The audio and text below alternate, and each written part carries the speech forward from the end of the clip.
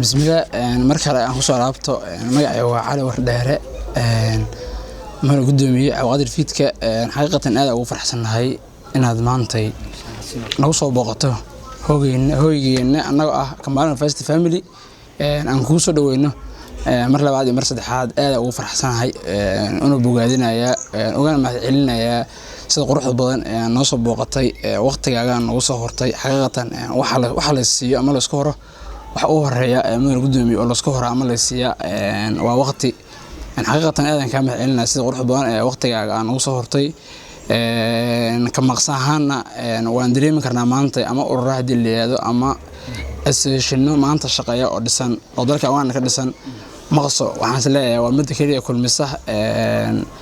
ama aan ku midaysanahay midowga ardayda qaranka Soomaaliyeed xaqiiqatan waxa la aasaasay ama la dhisay muddadii aan wadankan joogay markii aan maqlay ka Cali Wardheere ahaan shaqsi ahaantayda aad ugu farxay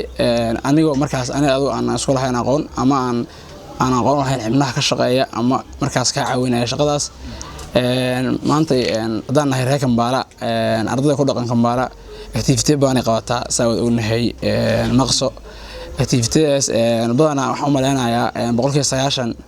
marar aan safar ku maqnaa ama aan xaalado kale ay jireen ma ahane 100 inta ugu badan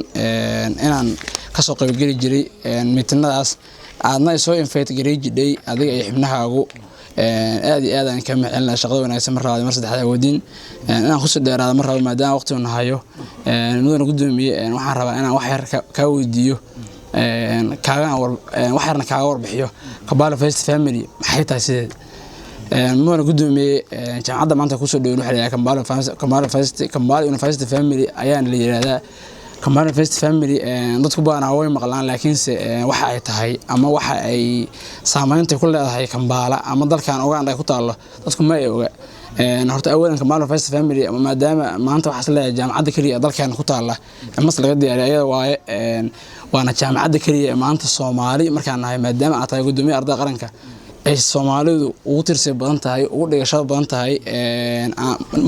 numbarka ugu badan maanta uu yahay Kambala First Family ka bixin ama dhigtaan marka inta ka soo tago dhigashadeeda Kambala First Family mudana gudoomiye waa jaamacadda kaliya ee dadka dhameeyay maanta ka qalin jabiyay Kambala First Family dalkan magaca qaranka Soomaaliyeed ama magaca Soomaalinimo ay ku difaacaan u taagan yihiin hadaan for example ka soo qaado waxa dhisan association waxa dhisan ururo waxa dhisan xisbiyo siyaasadeed inta marka fiirisid waxa hogaaminaya ama leaders ka ah Kambala First Family xaqiiqatan ka Cali Wardheere ahaan oo ku faana markaan arko qof Kambala First Family kamid ah oo maanta horumar dalkan ku haya dalkan oo laabtay organization baan dhisan hadaan mid laba ka soo qaato waxa la yiraahdo Somali Youth Forum waa maqashaan walaanaya shakhsi baa haya wuxuu kamid yahay Kambala First Family wali dadka aan ma garaaj muusaqan jibin oo waxaan filayaa ragga qalin jibin doona waaye Global Peace ninka ay cabsanaan qaradona la yiraahdo Kambala First Family waaye xisbiga siyaasadeed UPD ama xisbigan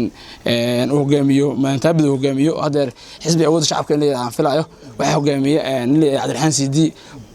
former prime minister ka soo noqday Gillian xaqiiqatan aad iyo aad mudane kula socodsiinaya inaan nahay Kambala First Family jaamacadda kaliya ee Kambala ugu saameynta badan hadda dadka dhigta aan bil leaders ay noqonayaan hadda inta aaminsanahay meesha fadhiisa yihiin dadkii biri markay jaamacadda dhameeyaan ama dalka ku celilaha inta ay joogaan ama master si diyaaranay ama ay joogaan ay noqonayaan dadka dhex muuqda ama maanta faraktoriska oo la sheego oo leeyahay maanta yihiin maan la ka saar anu hal faraan ahay isku duubanahay Kambala First Family leeyahay hal meel aan ku duulna meel gudoomiye waxaan rabaa inaan 2 iyo 3 ka yiraahdo anoo ku hadlay afka Kambala First Family meel gudoomiye waxaan rabaa maanta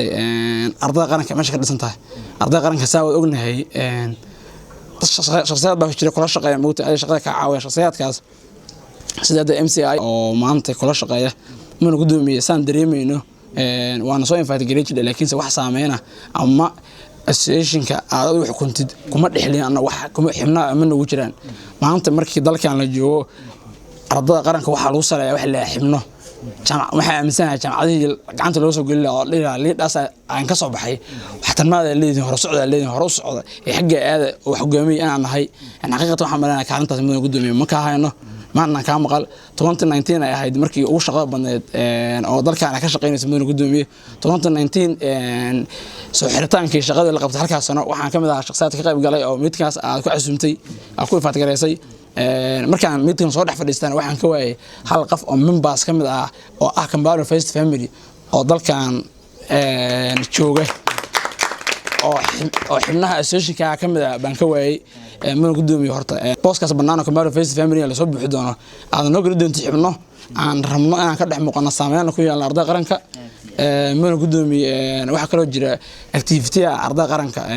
ay sameeyaan markasta qabata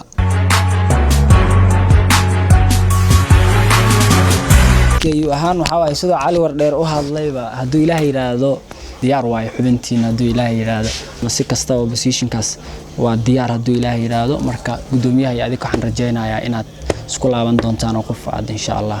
نوصل درسان دونتان وأنا كسي جعلان لنا دات حاجة قبله كالغف نوصل در لهنا يجونا